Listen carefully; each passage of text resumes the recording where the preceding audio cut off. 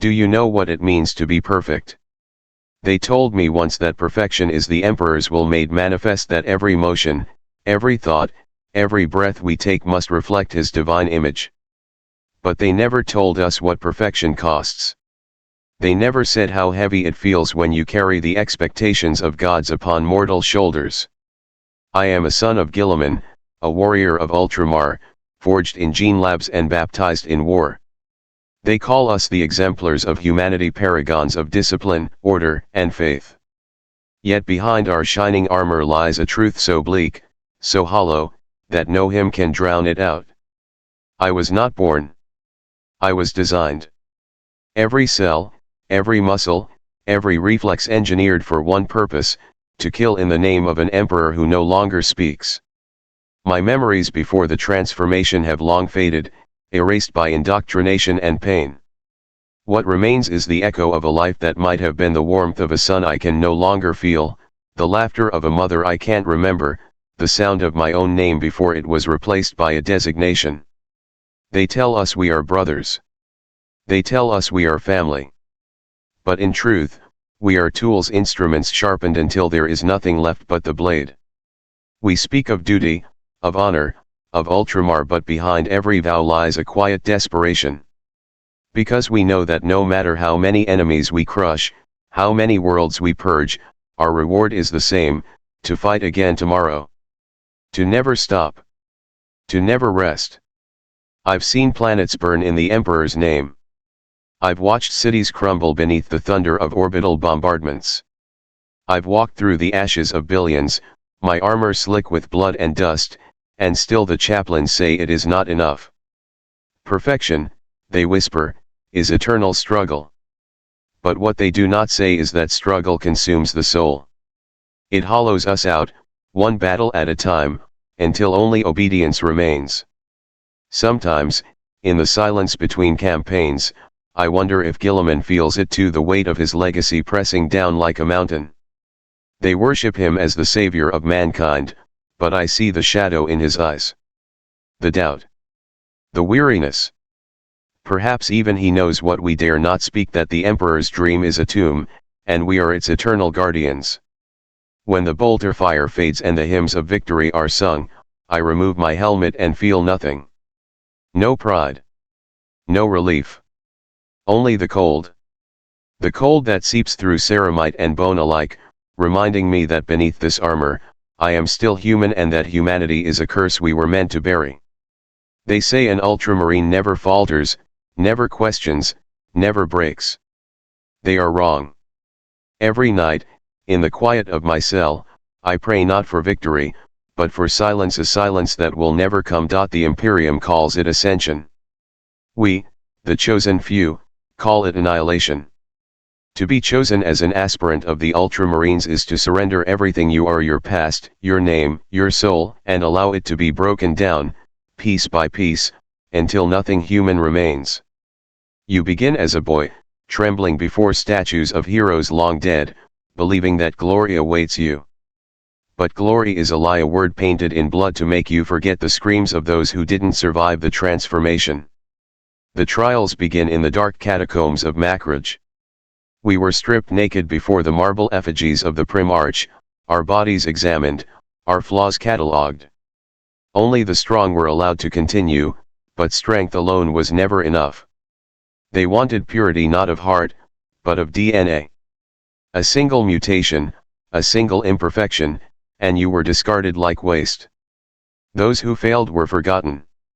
Those who succeeded, envied the dead. Then came the surgeries, the implantation of organs that twist the body beyond recognition. Pain becomes a constant companion. Your blood thickens, your bones harden, your senses sharpen until even the whisper of your heartbeat sounds like thunder in your ears. Every injection feels like molten iron searing your veins, but the apothecaries do not flinch. They watch you scream and record your vitals as if observing a machine under repair. And in a way, they are. When your transformation nears completion, they teach you to kill. Not to fight, that would imply choice. No, they teach you to kill, efficiently, without hesitation or emotion. They tell you that hesitation is treason, that mercy is heresy, that doubt is death. And so you learn. You learn to silence the part of your mind that begs you to stop. You learn to bury the part of your heart that still remembers kindness. You learn to look into another man's eyes and see not a soul, but an objective. By the time your training is complete, you no longer recognize yourself. The mirror reflects an armored titan, taller, stronger, faster, but behind the ceramite mask, there is nothing left of the boy who once dreamed of serving the emperor. Only duty remains. Cold, unending, merciless duty. They call us heroes, but we are not heroes. Heroes fight for hope. We fight because it is all we have left. And yet, there's a cruel irony to it all. The Imperium glorifies our suffering. They sing of our victories in the streets, raise monuments to our sacrifices, and teach children to worship our names. But none of them truly know us. They see the armor, not the scars beneath it. They see gods, not ghosts. So if you've ever looked at an Ultramarine and thought, I wish I could be one of them, remember this: we do not live. We endure. We do not feel pride. We suppress pain. We do not serve by choice. We serve because there is nothing else left to be. But if you stay till the end of this story, I promise you'll see the truth, the secret that even the Imperium dares not speak aloud. Because the greatest misery of an Ultramarine is not found in battle, it's found in what happens when the fighting stops. What happens to a warrior when the war never ends? Most believe that the battlefield is where we suffer the most, that death, wounds, and endless bloodshed are our greatest enemies. But they are wrong. The true torment begins when the fighting stops, when the thunder of bolters fades, and silence creeps in like a living thing. In that silence, you hear everything you've tried to forget, every scream, every plea, every name lost to the void. And you realize that no matter how many victories you win, the war inside your mind never ends. We are eternal, they say. We do not age like men. Our flesh regenerates, our organs purge toxins, our hearts beat with mechanical precision. Centuries pass, and we still stand ready for war. But immortality is not a gift, it's a curse that traps us in the echo of everything we've destroyed. Every world we burned, every brother we buried, every innocent caught beneath our thunderous advance, they stay with us. Their ghosts follow us across the stars, whispering in the cracks of our faith. The Codex Asterutes teaches discipline.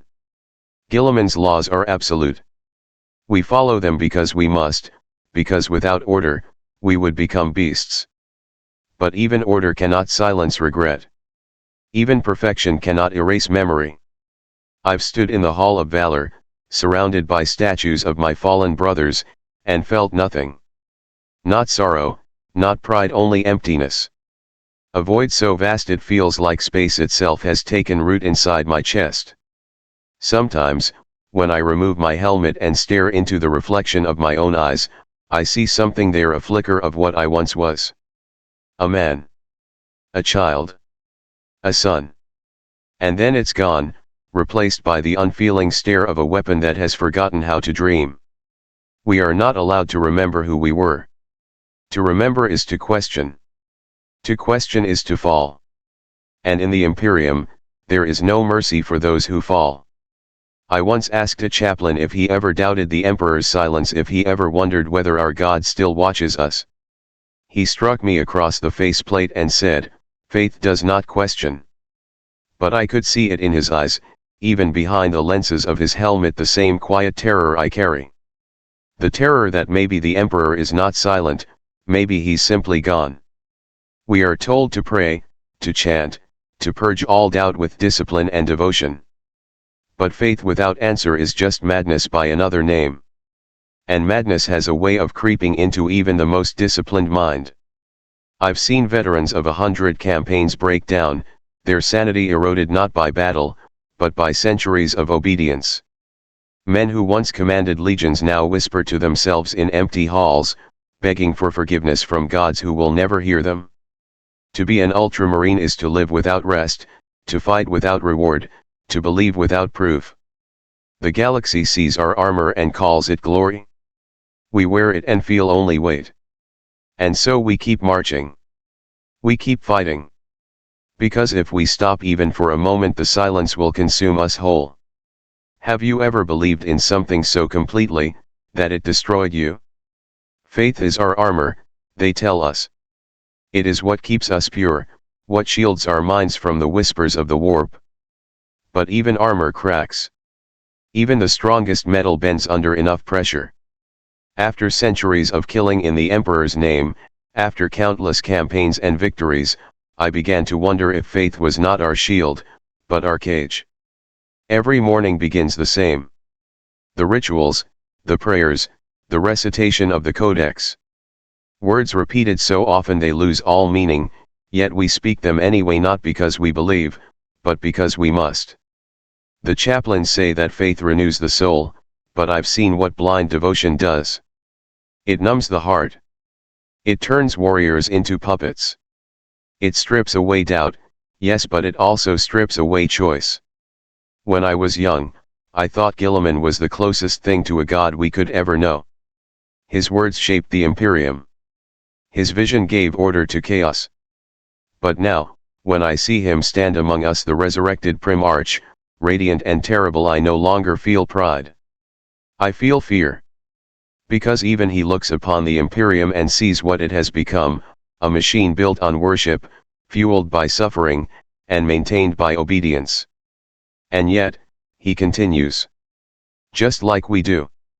Because in this galaxy, there is no alternative. No peace. No end. Only duty. I remember a campaign on a world whose name I've already forgotten. We were sent to cleanse it heretics, they said, tainted by corruption. We landed at dawn, and by nightfall, the world was ash.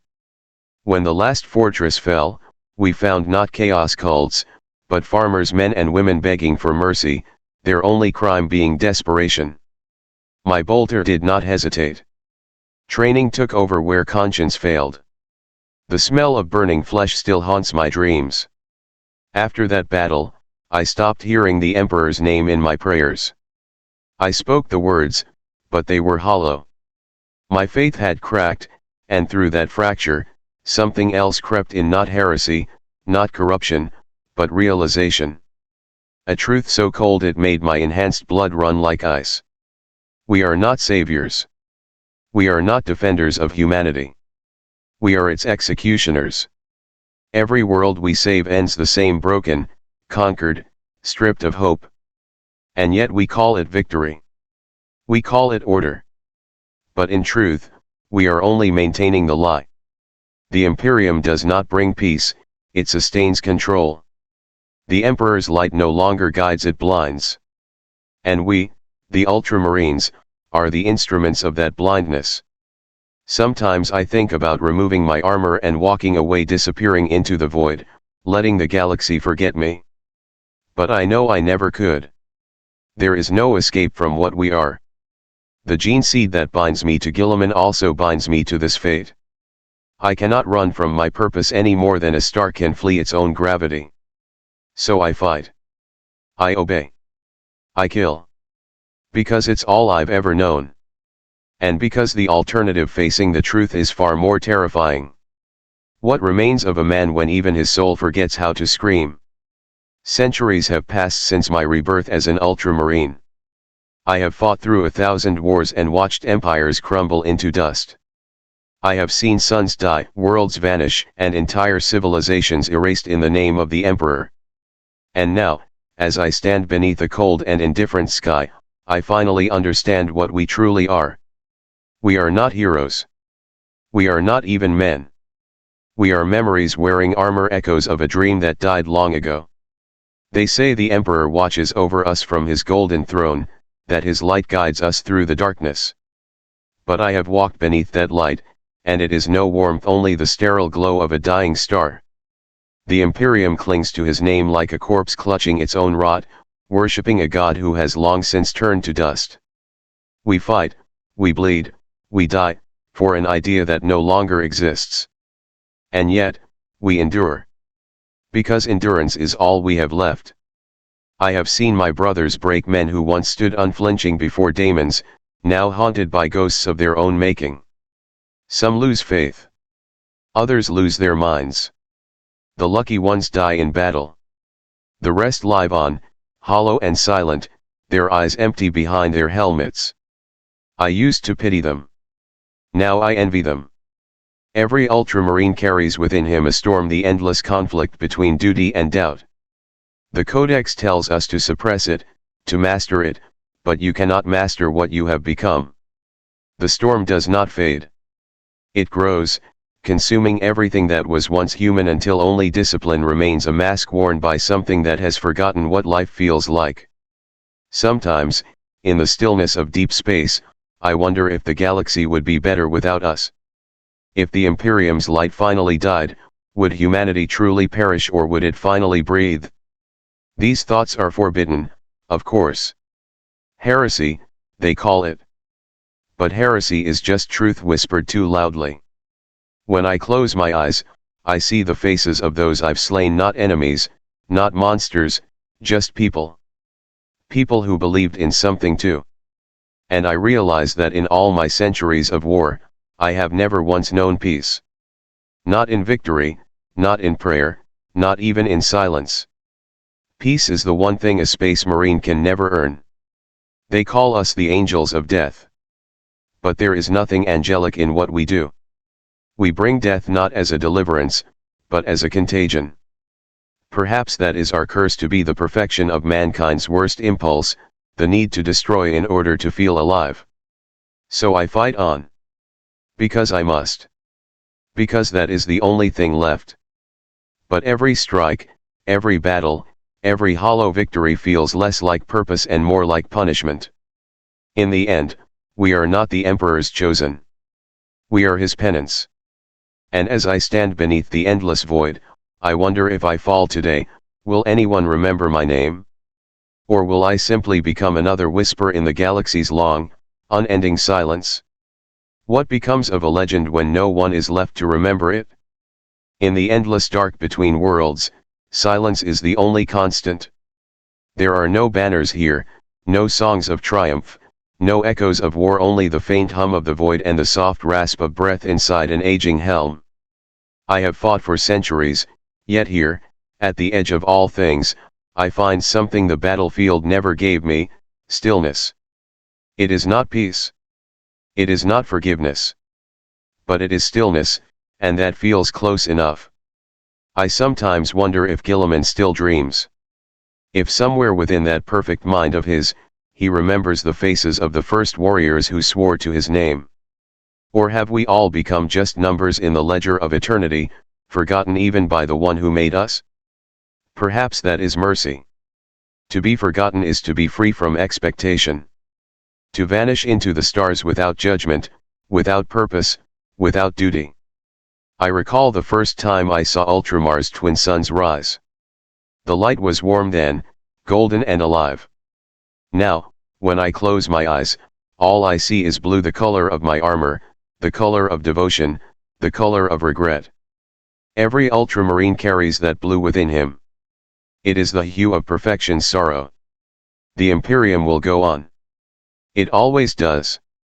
New recruits will take our place. New wars will be waged. The hymn of battle will drown out doubt once more. But beneath the roar of bolters and the thunder of faith, my story will remain a whisper buried in the void, carried on starlight to no one.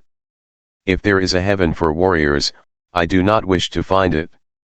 I have seen too much of gods and glory. All I ask now is to drift weightless, nameless, and forgotten. To let the galaxy move on without me. And maybe, somewhere in the far reaches of the cosmos, a single mortal will look to the night sky, see a faint glimmer fading among the stars, and wonder what it was. A meteor, perhaps. Or something older. Something tired. Can a weapon dream once the war is over? I thought I had drifted into nothingness, that the void had finally claimed me. But eternity has a cruel sense of humor. I awoke, not in the Emperor's light, but on the cracked surface of a forgotten world. My armor was buried beneath centuries of dust. My lungs, once unyielding, wheezed like rusted iron. The stars above were unfamiliar, the constellations of my past long gone. At first, I believed I was dead. But the pain in my chest told me otherwise. The pain has always been honest.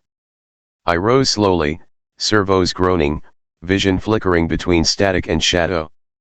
Around me lay ruins, colossal statues of warriors, their faces eroded by time. The sigil of Ultramar still marked their armor, but it meant nothing now. There were no voices on the Vox, no orders, no hymns. Just silence. Beautiful, terrifying silence. For the first time in my existence, I was truly alone. I wandered for days, perhaps weeks, though time means little when eternity has already passed. I found no cities, no life, only the echoes of an empire that once called itself eternal. The Imperium was gone. Even the machines that once screamed prayers into the void had fallen silent. At night, I removed my helmet and looked toward the stars. I thought of my brothers, of their endless devotion, their blind loyalty. Were they all gone too?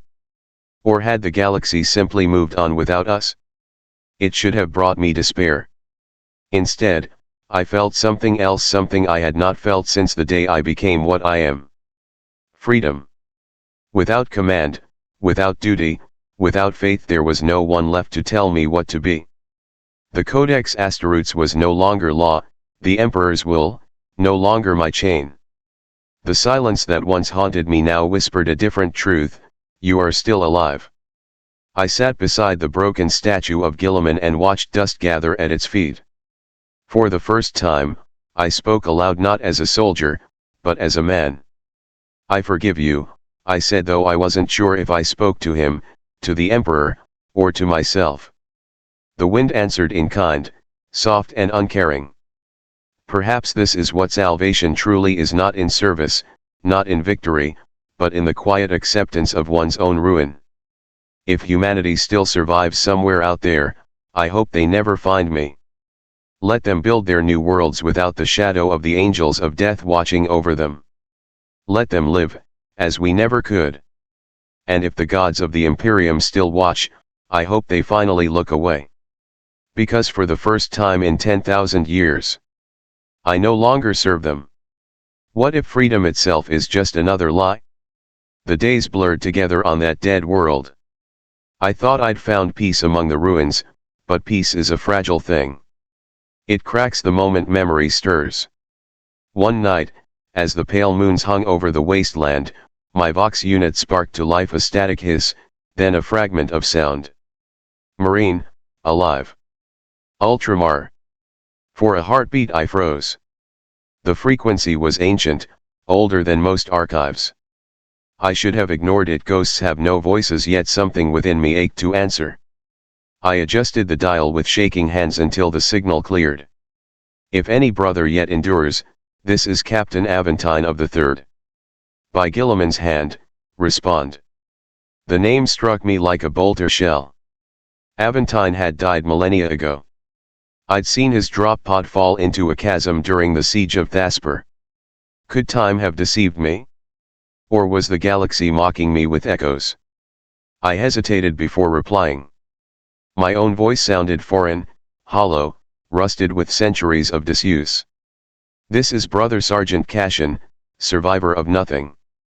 Silence followed, then a distorted laugh, weary, broken. Then we both survived nothing, brother. For the first time in an age, I felt something alive move through me, not faith, not duty, connection. A single voice in the endless dark. We spoke for hours, trading fragments of memory like relics. He told me of fleets turned to dust, of a galaxy devoured by madness, of worlds where men worshipped new names. The Imperium had splintered. Guilliman's legacy scattered like ash on solar winds. When dawn came, his signal weakened. Find me, he said. There are others. A refuge, a place untouched. Then the line went dead. For days I stared at the broken horizon, torn between apathy and curiosity. I had sworn never to serve again, never to chase another ghost in the Emperor's name. And yet, a whisper inside me refused silence. Not faith, something older. The faint pulse of humanity that even Gene Craft could not erase. I gathered what was left of my gear and began to walk. Each step echoed across the barren plain like a heartbeat against the void. Maybe it was madness. Maybe it was hope. I could no longer tell the difference. If there truly were others, perhaps together we could find meaning in the ruins, not as angels, not as warriors, but as what we were before the laboratories claimed us. And if it was a trap, if the voice was nothing but the echo of my own dying mind, then so be it. Better to chase a lie than to rot in stillness. For even in despair, motion feels like life. Have you ever walked so long that time itself feels like it bends around you? That's what it felt like, an endless march beneath a dying sun. My armor was cracked, my joints screamed with every movement, and still I walked. The horizon never came closer. The signal, faint as a ghost's breath, pulsed in my helm like a heartbeat, guiding me forward. The world I crossed was ancient, older than memory, carved by war and weathered by centuries of neglect. Every ruin told the same story: the Imperium had once ruled here, then abandoned it to dust and entropy. Broken aquelas, shattered statues of faceless saints, relics half buried in the sand, all whispers of a faith that had long ago bled dry. Sometimes, when the wind howled across the plains, I thought I heard voices within it. Children laughing. Priests chanting. Bolters roaring. But when I turned, there was nothing. Only the storm and the silence. I realized, somewhere along that march, that I no longer feared death. What I feared was the idea that my entire existence, centuries of blood and obedience, might have meant nothing. The thought gnawed at me. What if Aventine's call was not salvation, but a test? A cruel echo of a God who no longer cared? After 12 days, I reached the mountains, jagged black spires cutting into the blood-red sky. My auspex flickered with faint readings, energy signatures, faint life signs. My heart, or what was left of it, thudded once. I entered the valley at dusk. The air was metallic, sharp with ozone. Burned-out transports lay in the dirt like carcasses. The symbol on one hull made me stop. The Ultramarine sigil, faded, twisted, defiled. It was scorched into the metal, but warped into a spiral, an impossible symbol, wrong to the eye. That was when I heard it again, the voice. But this time, it wasn't from my Vox Cassian. It came from the dark ahead, low, human, impossibly close. I raised my bolter. Aventine. A figure emerged from the mist. Blue armor, chipped and blackened. The same markings, the same chapter crest, but the eyes behind the helmet glowed faintly red. "Brother," he said. "You came." My stomach twisted. His voice was warp layered, as though two men spoke at once. Behind him, other shapes appeared, Ultramarines, or what had once been. Their armor bore the same defiled sigil. Their movements were slow, deliberate, wrong. I knew that pattern of corruption. I'd seen it centuries ago, on worlds where chaos whispered promises to broken men. But these weren't traitors in the usual sense. Their devotion hadn't turned to chaos, it had turned inward. They worshipped their own suffering, their own duty. They had become slaves to the idea of Ultramar itself. Aventine took off his helmet. His face was pale, veins dark as ink. "We are free, brother. Free from the Imperium. Free from gods. Free from hope." He stepped closer. "Join us. The Imperium is ash, the Emperor is silent. Only Ultramar remains within us." I stared at him. For a long moment, I wanted to believe. But then I saw it, the madness flickering behind his eyes, the hollow conviction of a zealot who has built his own cage. "I've had enough of cages," I said quietly. He smiled, and in that smile, I saw the same despair that lived inside me. And then he whispered, then you will die alone. The mountains trembled as his warriors raised their weapons. I readied my bolter. The air crackled with energy. The war I thought I'd escaped had found me again. And in that moment, I understood the final truth of the Ultramarines' curse. No matter how far we run, war always remembers our names. What does it mean to fight when you no longer believe in victory?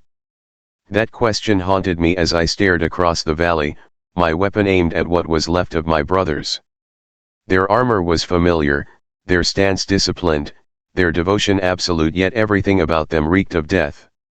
They were echoes of a legion that refused to die, warriors who had outlived their purpose and now worshipped the ghost of Ultramar itself. The first shot came like thunder.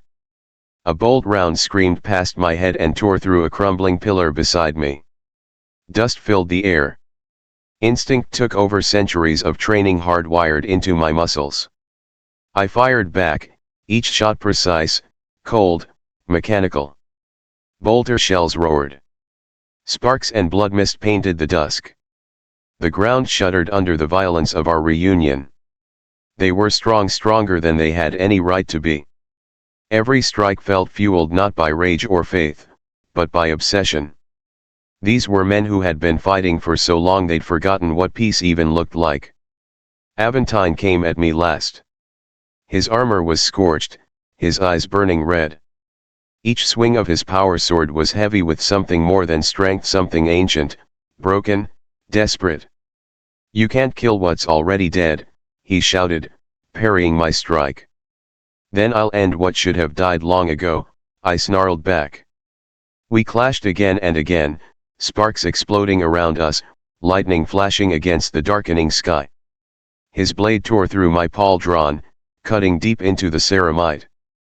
Pain flared, but I didn't stop. I had lived with pain for centuries, it was all I knew. I countered, my gauntlet smashing into his helm.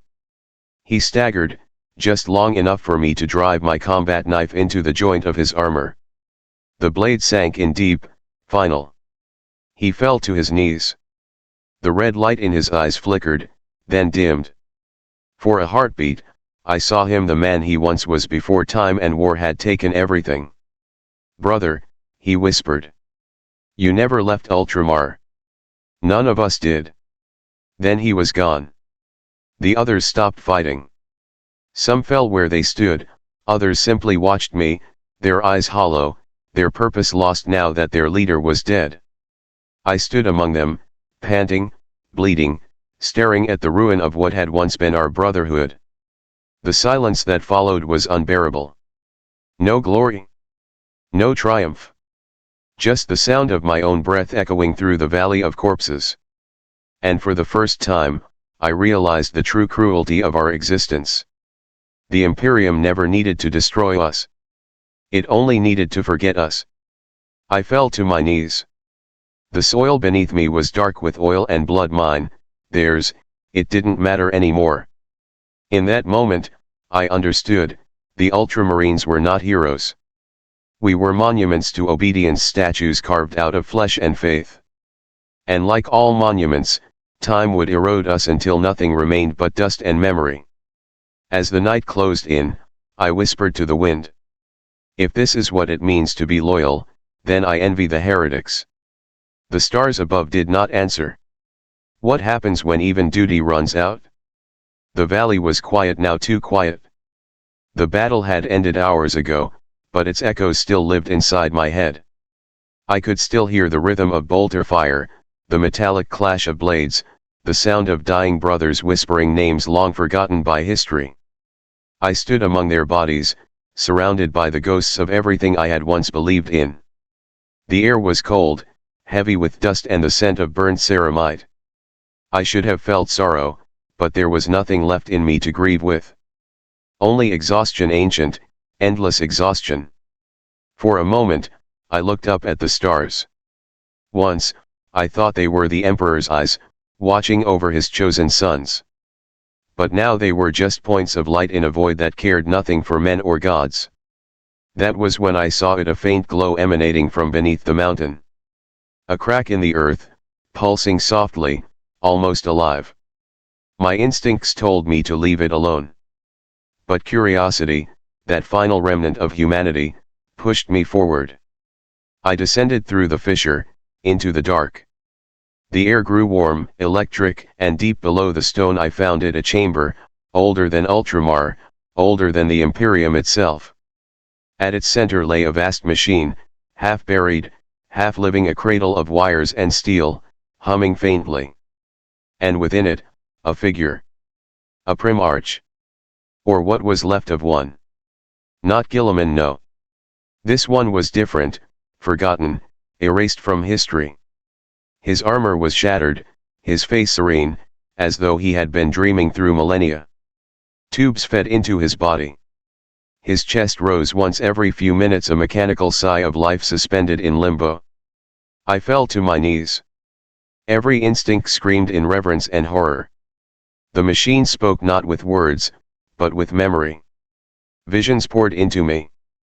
The creation of the legions. The lies. The conditioning. The manipulation. We were not chosen. We were made. We were never heroes, only tools. Tools that believed their obedience was virtue. And when tools are no longer useful, they are buried, just like this forgotten son. I staggered back, trembling. The truth was too vast, too cruel. Everything, the glory, the wars, the faith, all of it was a design. Even our misery had been planned. I looked at the Primarch one last time and whispered. Sleep, Father. The sons you made have already become their own monsters. Then I left the mountain. The dawn was breaking, faint light over the dead world. I removed my helmet for the first time in centuries and let the wind touch my face. It was cold, real, alive. Maybe that was enough. I wasn't a hero. I wasn't a brother. I wasn't even a soldier anymore. I was just a man who had outlived his purpose. And for the first time, that didn't terrify me. As the sun rose, I began to walk, not toward war, not toward duty, but simply, away.